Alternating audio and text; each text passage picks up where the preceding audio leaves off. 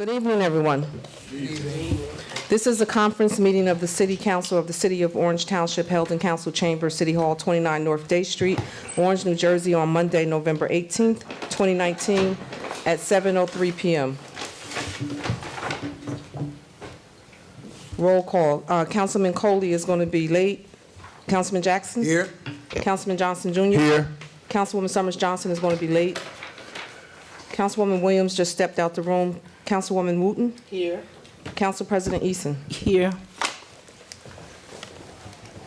Also present is Joyce Lanier, the city clerk, Chris Hartwick, the business administrator, Auburn White, the deputy city attorney, Chris Murray, the tax assessor, Paula Fiera, the tax collector,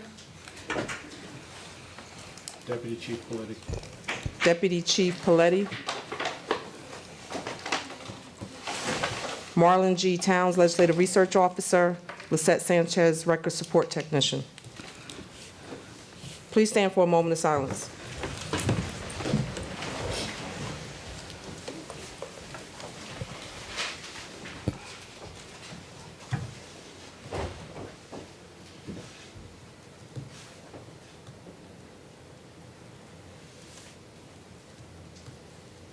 Thank you.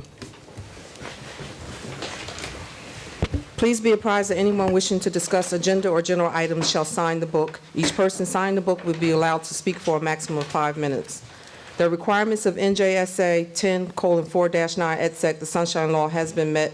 A notice of this meeting was published in the Star Ledger on July 5th, 2019, and the record transcript on July 11th, 2019, posted on the bulletin board in City Hall and filed in the office of the city clerk.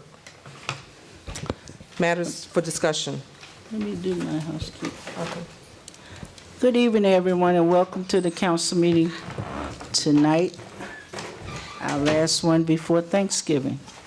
So I'm just saying, just little house rules. There will be no talking in the audience, no yelling out. If you decide you need to have a conversation, we're going to ask you to step outside. If you do not adhere to that, then the officer will step to you and ask you to be quiet. And the next time he comes over, he's going to escort you out of the council chambers. So let's be respectful, and we're going to move this meeting forward. Who's doing best practices? Takesha Hubert. Are you ready? Just for the record, Councilwoman Williams walked back in the room at 7:06.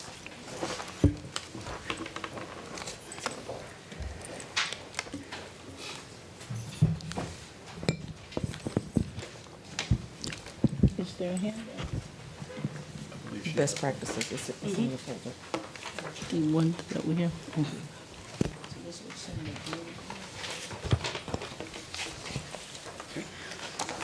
Good afternoon, Council. My name is Takesha Hubert, and I'm the Comptroller. So I'm going to go over the best practice inventory as of 2019.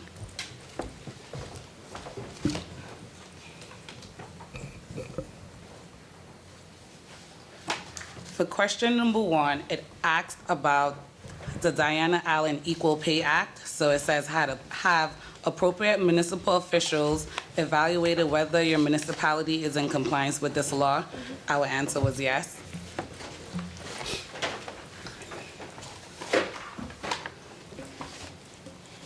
For number 2, the question was in regards to the enforcement guidance and consideration of attest and conviction records. So it says, has your governing body reviewed your municipal policies on the use of criminal history when making personnel decision? Our answer is yes.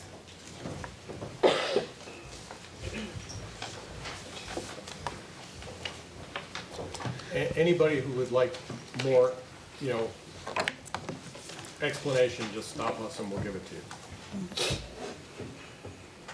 For number 3, has your municipality adopted a written vehicle policy prohibiting personal use of municipal vehicles? The answer is yes. We have Ordinance 65-2017.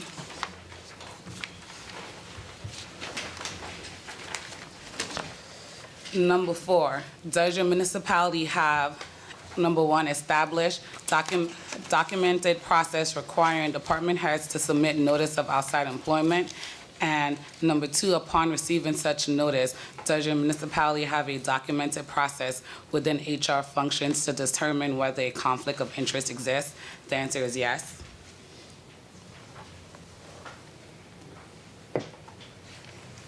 For number 5, this is in regards to payment in lieu of benefits due to city health benefits. So it's not applicable because we don't have payments in lieu if you don't take health benefits.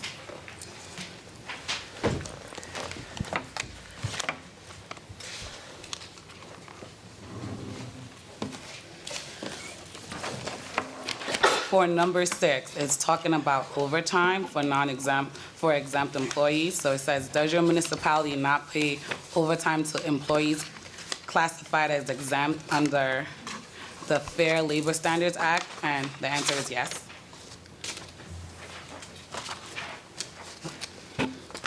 Number 7 is referring to the Employee Personnel Handbook. We do have an Employee Personnel Handbook. It was first introduced June 20th, 2006. Here's what I found. It was in the employee handbook. Number 8 is also about the Employee Handbook. It asks if it has been updated within the past 3 years, and it's yes. We've updated it numerous times. We've updated it on October 3rd, 2017, with Resolution 32-2017, 32-2017, and 325-2017.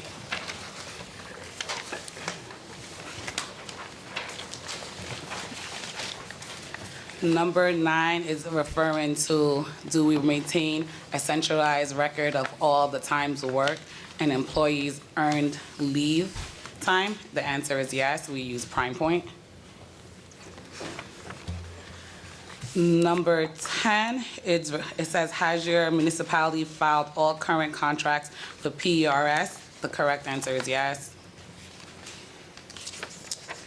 Number 11 refers to the budget.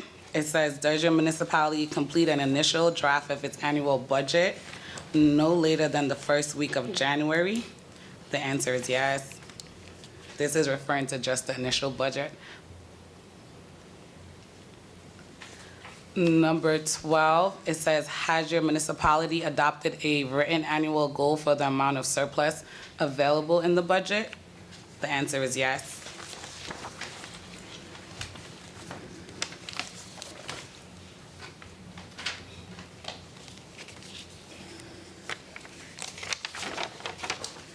Number 13 talks about the UCC fees. It says, does your municipality construction code fee schedule complies with the parameters set by law? The answer is yes. Number 14, it says, has your municipality created an accumulated absence liability trust fund? The answer is yes. Number 15, does your municipality annually review its fee schedule against revenues collected and its fee ordinance? The answer is yes. Number 16, has your municipality established a storm recovery reserve to ensure the consistent availability of funds for this process? The answer is yes. Number 17, it says, does your current year annual budget appropriate an amount for snow removal based on a minimum of 3-year average? The answer is yes. Number 18 was referring to our audit findings. It asks, has your audit finding in your municipal 2017 audit been identified in a corrective action plan and has not been repeated in 2018? The answer is no, and the comments are all the findings that were duplicated. So we had repeat comments. So in 2017, number 1 was corresponding to the same as number 1 subsection 4. So it has a list of all the repeats, if you have any questions.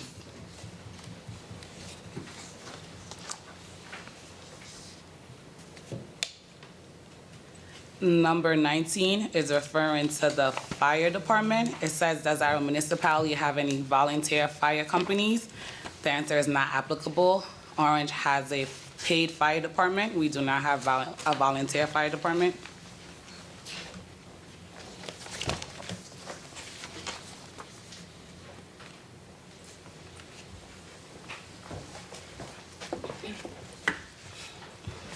Number 20, it says, whenever the total annual contribution exceeds $70,000, the municipal CFO shall receive an audit performed by a CPA or RMA.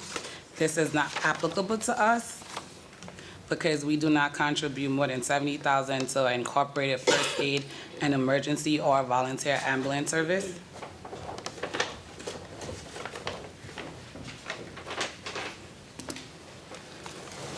Number 1, has your municipality considered where the use of electronic payment method would benefit the municipality and where the adopted regulation may require changes in the municipality's current claim payment procedures as pertain to electronic payment methods? The answer is yes.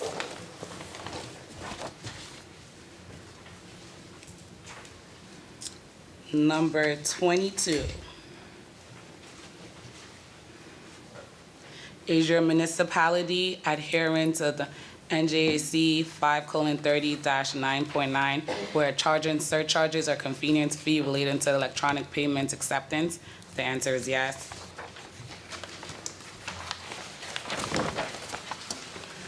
Has your municipality adopted a capital program, multi-year and schedule for the capital projects? The answer is yes. 24, is your municipality appropriating sufficient funding for maintenance, repairs, and replacement of environmental and transportation infrastructures? Yes. 25, does your municipality evaluate the age and conditions of municipal-owned underground infrastructures? Yes. If your municipality charges administration fees for off-duty police, traffic safety personnel, and a public works or utility projects, are the amounts not exceeding the municipal's actual costs for administrating off-duty work? The answer is yes. 27, have all your local elected officials filed their financial disclosure forms in 2019 that covers the 2018 calendar year? The answer is yes.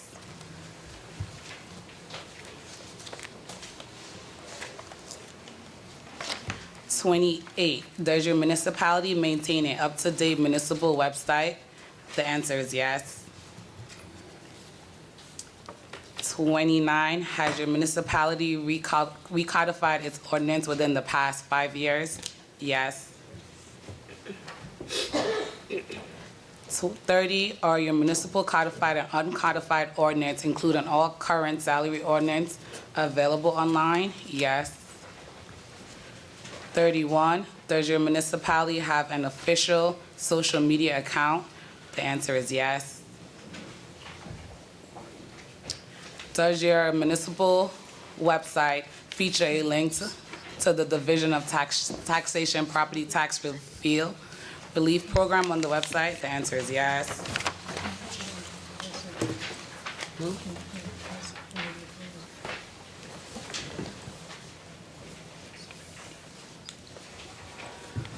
For 33, municipalities should annually evaluate the authorities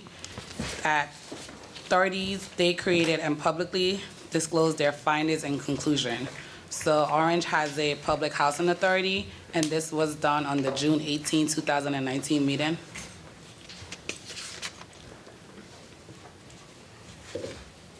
(34) Does your municipality have a single fire district, or is your municipality, if your municipality has multiple fire districts, does it review it? The answer is not applicable. We do not have a fire district.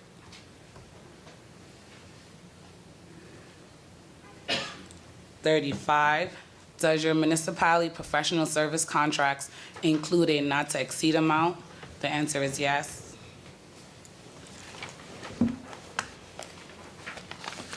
36, is your municipality's health insurance broker being procured through a competitive contract or a sealed bill process?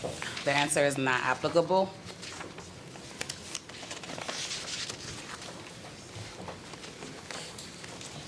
Thirty-seven is also referring to the insurance broker, which will be not applicable because we do not procure them through a sealed bid or competitive contracting. 38, does your municipality have a cybersecurity incident response plan? Yes. 39, does your municipality perform daily computer backups to off-site network devices? Yes. 40, does your municipality employ defensive software to protect its network? Yes. 41, are all municipal employees receiving ongoing cyber training and malpractice, password construction, identity security incidents, and social engineering attacks? Yes.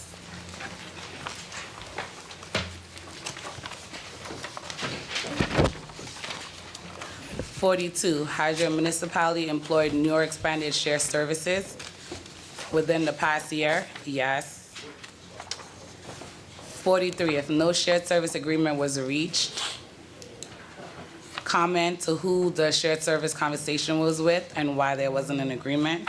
So the city has a shared service agreement currently in place with the Township of Belleville for its public safety services, and we're also in negotiation with East Orange and West Orange. 44, has your municipality entered to a new or expanded shared service? The answer is yes. Resolution 35-2019, we expanded the shared services with Belleville for their public health services.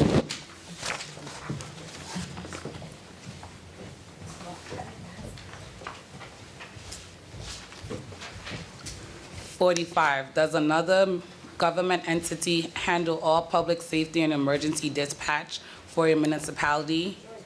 The answer is no. We're currently in negotiation with East Orange and West Orange. Currently, the city police dispatches all the emergency and public safety calls. 46, does your municipality have another government entity fulfilling all local public health functions? The answer is yes. The city has its own health department. However, the city has shared service agreement with the Township of Belleville.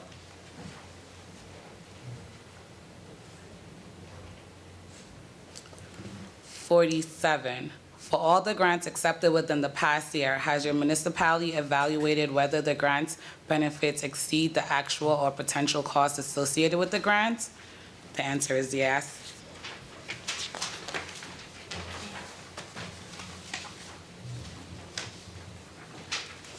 48, does your municipality regularly evaluate opportunities for alternative revenue streams to help offset its property tax levy?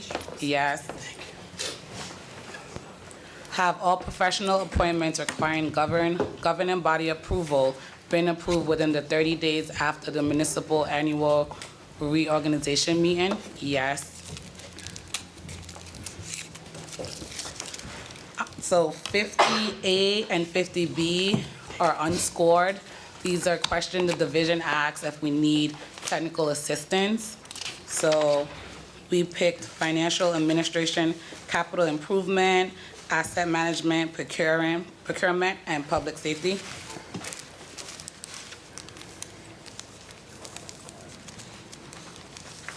So that's all of number 50.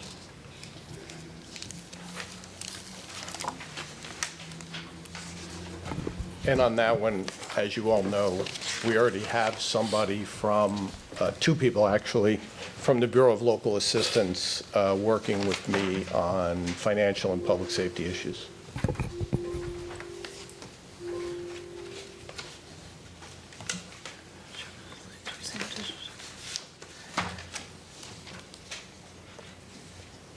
So now 51, has your municipality converted all mechanical parking meters to electronic parking systems?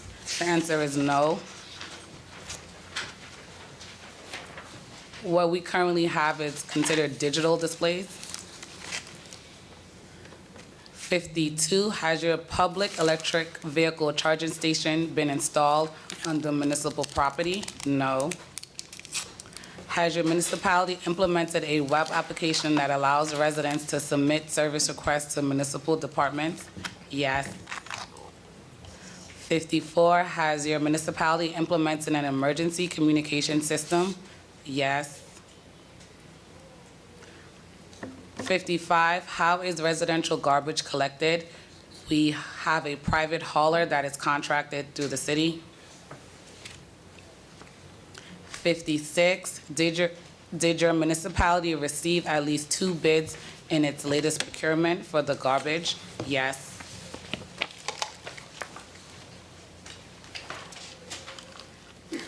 57, if your municipality residents' garbage pickup is done by a private hauler contracted directly by the residents, does your municipality know the number of hauler servicing the resident? It's not applicable because the city contracts the private hauler. 58, is your garbage picked up scheduled for no more than once per week? The answer is no. It's picked up at least 2 times per week. 59, does your municipality have a revenue-generating residential recycling program? The answer is no. 60, what is the primary reason your municipality has not established a SALT charitable fund? The reason is our average annual residential property tax burden is below $10,000. All right. I'll wait.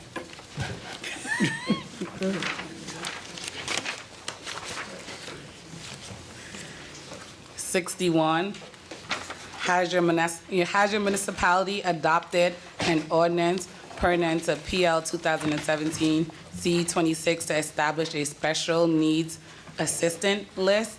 The answer is no. 62. But that's what we're working on right now, right? Yep. Okay. I'm sorry. Sorry, Tisha. No worries. If your municipality's director ratio is less than 50%, 85. less than 85%, your municipality needs to undertake a reassessment. This is not applicable. Our 2018 ratio is 85.53%. 63, does your municipality have at least 1 staff member to evaluate all the proposed long-term pilots? The answer is yes. 64, does your municipality have an official designated to monitor exemption, abatement, and ensure compliance with the pilot agreement terms? Yes.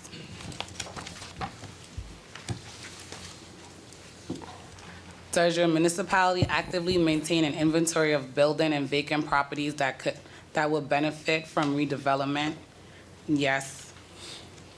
The inventory is currently maintained through the code enforcement, where a designated staff receives any notice about vacant and abandoned property, and the inventory is then updated, and this is supervised by the planning department. 66, is your municipality presently considering establishing a land bank entity? If so, which entity is being considered to operate the land bank? We put the municipality.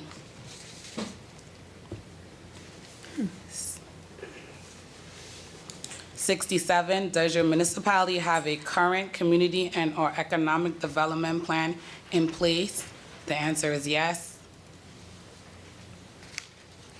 68, does your municipality either employ or contractually retain a licensed professional planner? Yes.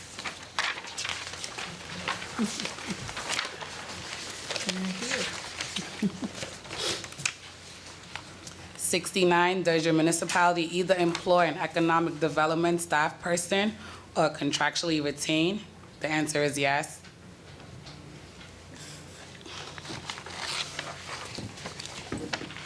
70 is similar to 50. It's where the department asks what benefits the city will be interested in receiving free of charge.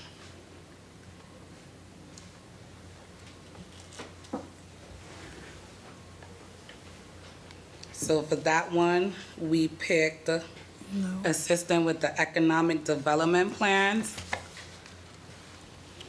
and with the storm and national disaster. And those were unscored.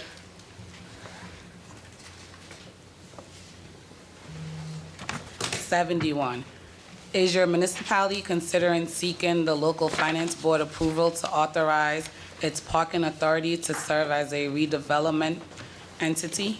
The answer is no.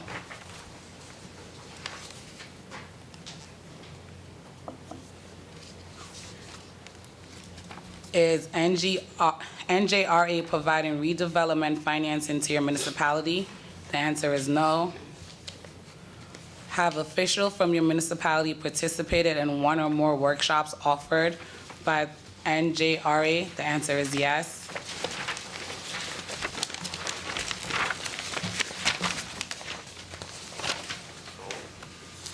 $74. If your municipality has one or more opportunity zone, have you been actively marketing your zones to investors in development? Orange is an opportunity zone, and the answer is yes. It has resulted in one or more projects coming before the city for approval. 75, is your municipality aware of any real estate development projects or business that will be using the Opportunity Zone tax credit? The answer is yes.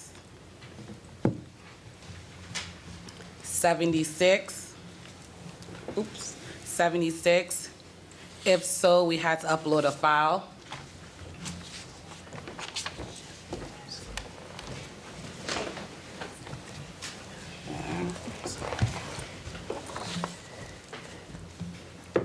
One second, my screen.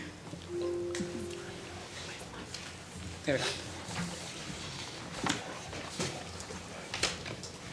77, has your municipality changed its master plan and zoning ordinance within the past 2 years to improve for extreme weather events? It says only answer not applicable if your municipality has determined after a review of its master plan that it was not necessary, so the answer is not applicable.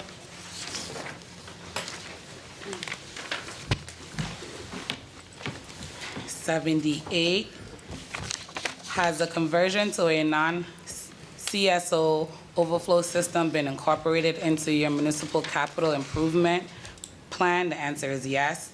The city does not have a CPO system.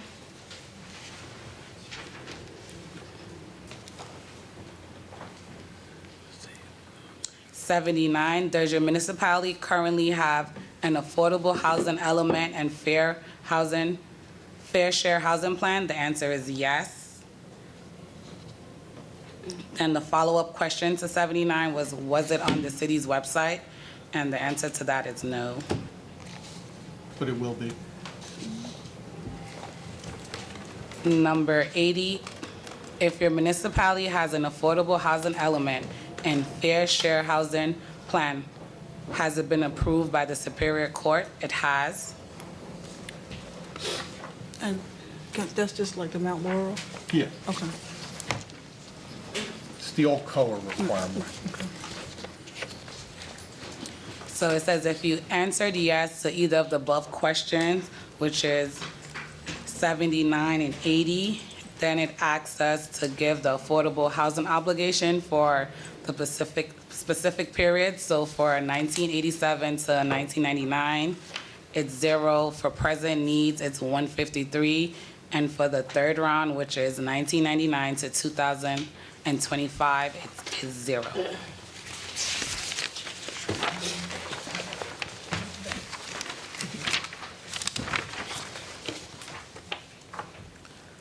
$82, does your municipality collect a non-residential development fee? Yes, it's in the code and it was adopted in ordinance 28-2009 and it was amended on October 6, 2009. 83, does your municipality have a municipal housing liaison? The answer is yes. 84, does your municipality have an affordable housing trust? The answer is yes. So those were the answers for the 2019 best practices, and the city scored 44. So this was a breakdown that the state had. Anything 30 plus, the state wouldn't withhold any of the state funded, so we surpassed that. So we're at 44, so that's a good thing. Does any council members have any questions? Yes, Council President, Yes, if I may. Councilman Johnson? Call out, I got two things I wanted to ask. Before you begin, can before I you do just, that, for the let her- record, Sure. Councilwoman Summers Johnson arrived at 7:31 PM.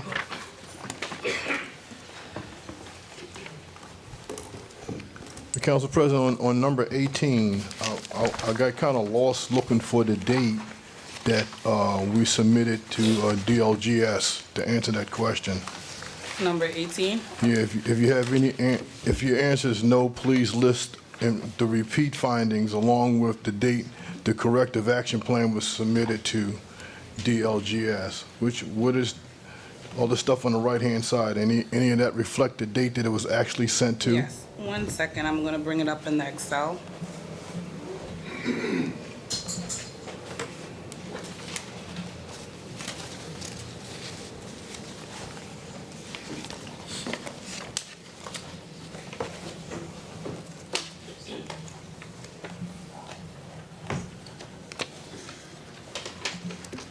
So it was submitted, the 2018 corrective action plan was submitted in October the 17th. The clerk office did that on our behalf. 17, 2019? Correct. Thank you. And I have one more. I'll get to it. Question number 48.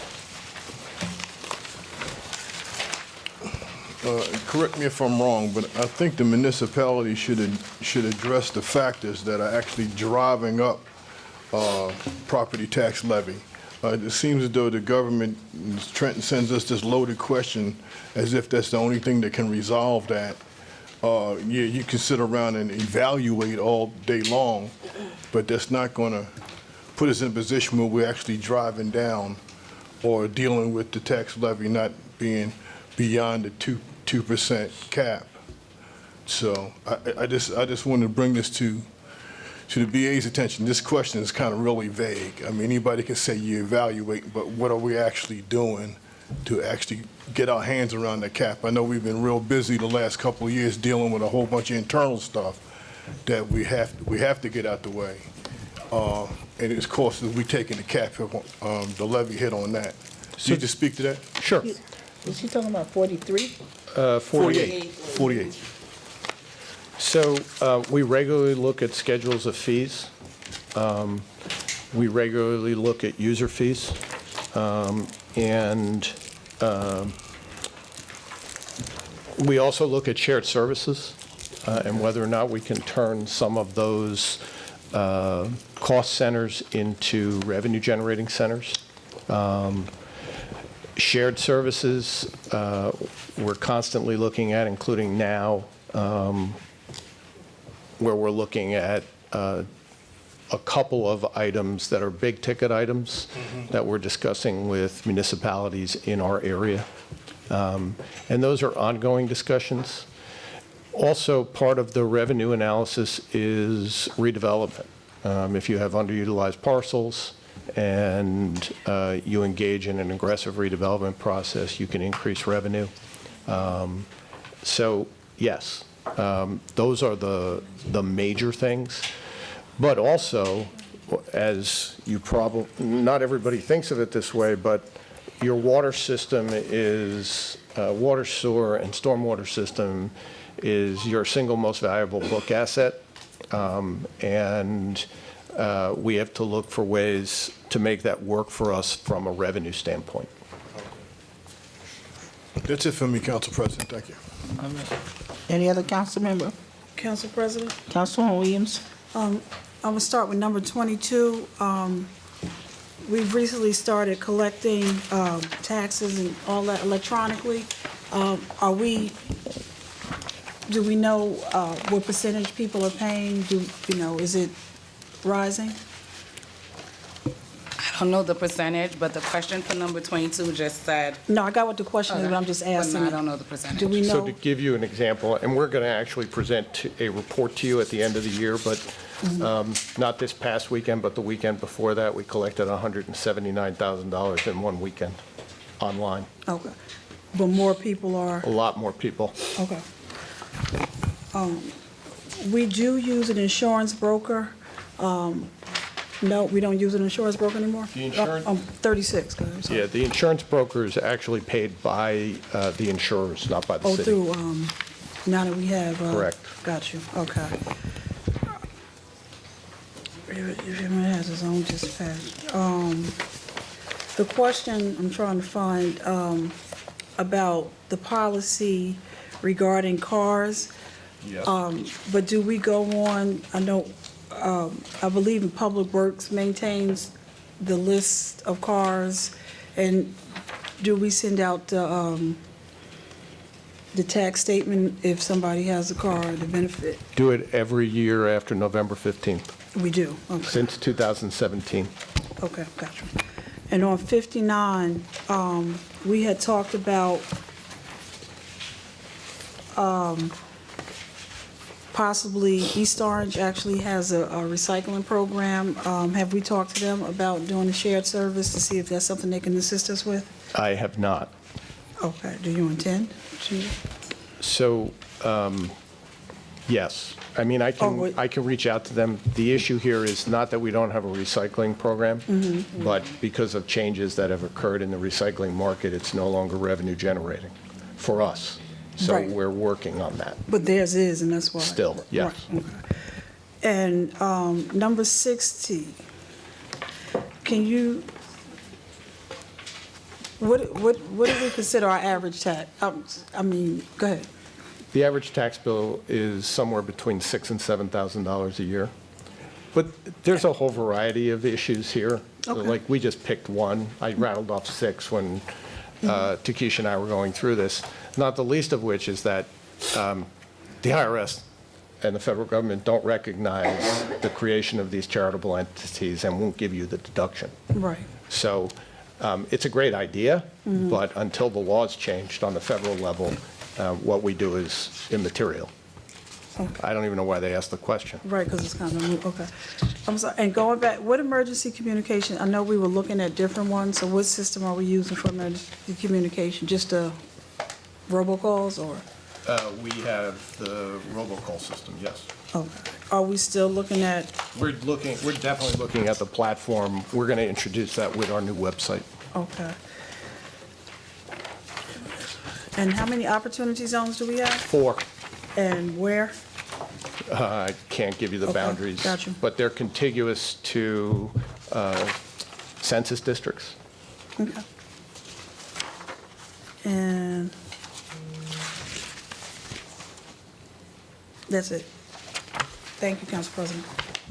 Council President, if I may. Councilman Jackson? Thank you. I'd like to go to the first one, because the first one asked whether officials have evaluated compliance with the law, and we are in compliance with the law. We found that out. It says, yes, we evaluated, but we found out the risk. Correct.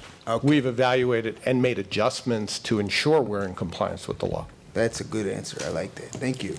And on number 3, I was trying to look up ordinance 65-2017, and I didn't see it. This code skips from 64 to 67, so I'm not sure if that's a accurate citation.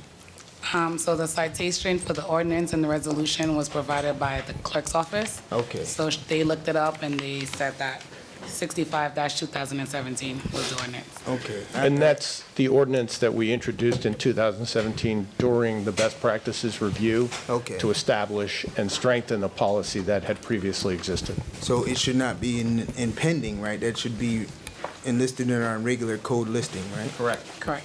Okay, I haven't seen it, but I'll check later. Thank you. That's all I had. Any other council members? All right, we're gonna move the agenda.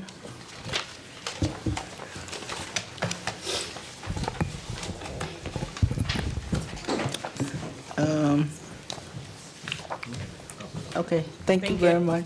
Thank you.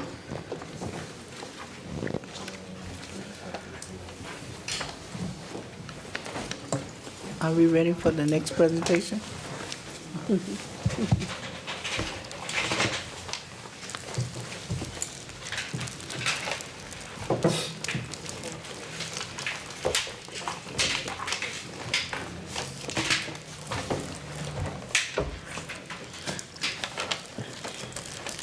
Oh, sorry. For the record, Councilman Coley arrived at 7:43 PM. Oh, was that late? That late. Traffic was kind of bad today. Council President, how are you today? Good, good, good. No Me too. comment. Me too. How you doing? You made it. That's the, You know what? Not as good as you, but better than most.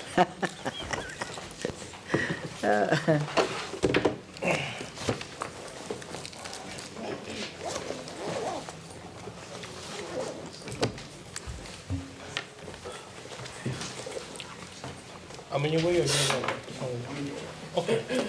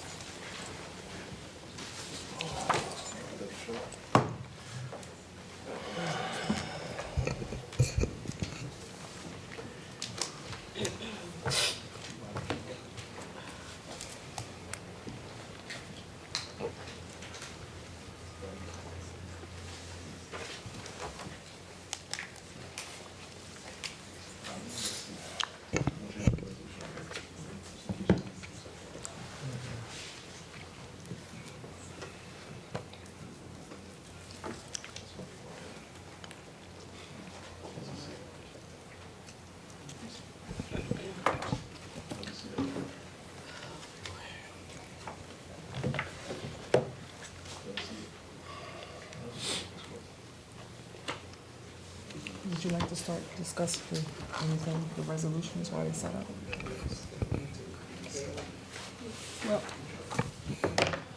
how much longer? Because we're gonna move, are you ready? Not quite, but while Well, he's we- with them. We'll give you another 10 minutes to get ready. Yes, thank you. In the meanwhile, Counselor, any resolutions you want to discuss? Yes, number 338-2019. If the BA can give us an update on that? Which one? 338-2019. I've asked to go into closed session on that before you vote on it. So we're gonna move that to the end and go into closed session and discuss it. Okay. Any other council members has any resolutions or ordinance that they want to talk about, ask any questions? Yes, I do, Council President. Yes, Councilman Jackson. And these are kind of one question for several, and they are regarding the bond ordinance, Public hearing. bond ordinances. I'm looking at 51, well, the ones that I'm going to reference, 41, 43, and 51 together. 41, 43, and 51. Okay. And my question is asking for differentiation and looking at section 3, what seems to be section 3 of each.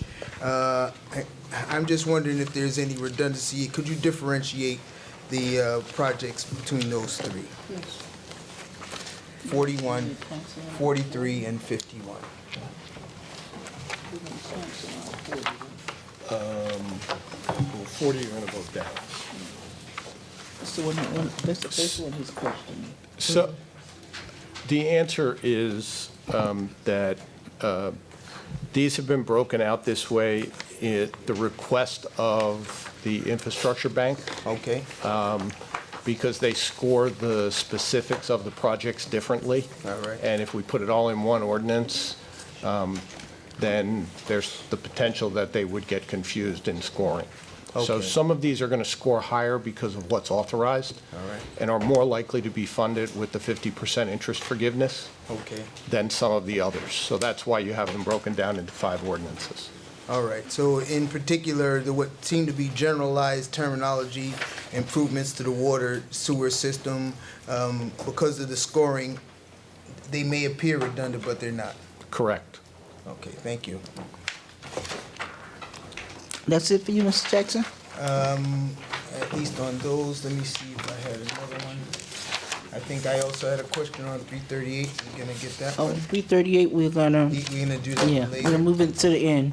All right, also, looking at 50-2019, the bond ordinance regarding the hospital site. I know there's a particular process we are trying to be prepared for foreclosures or with it. So could you explain the process that we're aligning with? Sure. This ordinance gives administration the ability to, if the opportunity presents itself, to control the ownership process for the site going forward. It's an opportunity to acquire the note, the mortgage, and the default judgment on the property. And that default judgment has been entered against the current owner. It was entered in June of 2018. And we've had some discussions with the lender. It's a very fluid situation, so we have asked the council to authorize us to issue these notes on a temporary basis so that we could be in a position to actually acquire the note, the mortgage, and the default judgment so that we can have some self-determination as a city with regard to who will ultimately own that property and develop it. And as some of these process steps are outside of our control, and we're trying to take action tonight so we can begin to take advantage of our position. That's correct. The default judgment has existed for over a year. The lender does not want to send the default judgment to a sheriff's sale because the lender does not want to be in the chain of title. If the city acquires the mortgage, the note, and the default judgment and goes to sheriff's sale, because the property is in a redevelopment zone, we benefit by the exemption that we will not bear any responsibility for the environmental condition of the property simply by getting into the chain of title. All right. Thank you very much for that, Mr. Business Administrator. And the final one I have is about 56-2019 regarding the amending our ordinance for the K-9. Now, it says to add a new Article 3. We already have a K-9 policy, right? And we're just adding this one section? Actually, the K-9 policy that I gave you was never adopted. Okay. So it was drafted back in 2008. There was a grievance that was filed at some point thereafter. That grievance wound its way through the appeal process, was decided in 2016, either shortly before or shortly after I got here. We haven't had a K-9 since then, but because the department desired to bring the K-9 back, we redrafted and updated the policy that had never been adopted to address some of the concerns that were brought out during that grievance, including the fact that the K-9 handler is not eligible for overtime when they're not working, and the K-9 can retire with the officer. Yes. In consideration of this adoption of a policy that was proposed but not adopted, what makes it more important now? What makes it a good? Well, by looking or following the policy, we eliminate a lot of the questions that might exist between management and labor regarding the K-9 and use of the K-9 and compensation and lending the K-9 out. It's always a good idea when you start a new public safety initiative that you have policies and procedures that guide that process. And are there municipalities that we border that have K-9 units in their police departments? Irvington Sheriff Department. Both of them. All right. I think Newark also has canines, but I don't know about East Orange or West Orange. No, I don't know. All right. Can I just jump in real quickly? We had a grievance, about 2 years ago, I think, for this. Yeah, it ended in 16. Yes, so, there was some type of issue with a stipend. Correct. What, I didn't get a chance to read the, ordinance completely. Does that address that stipend issue? It does. It Okay, addresses the compensation. okay, all right. Thank you. All right, Councilman. and that was one of my questions in associated stipend, but is there anticipation of how many dogs will be acquired? Just one? For now, it's one. All right, and it would be... This could end up being something that we look at shared services with, Okay. because some of the other municipalities have to wait too long to get the sheriff's people out. Right. So there's a possibility that we may be getting calls, and we'll address that as we go. So this would be a reassignment of current personnel? Correct. And they would have to participate in some further training, Yes, if they haven't already. all right. That's all the questions I had on that. Thank you, Council President. Any other council members? Mr. Hazel, you ready?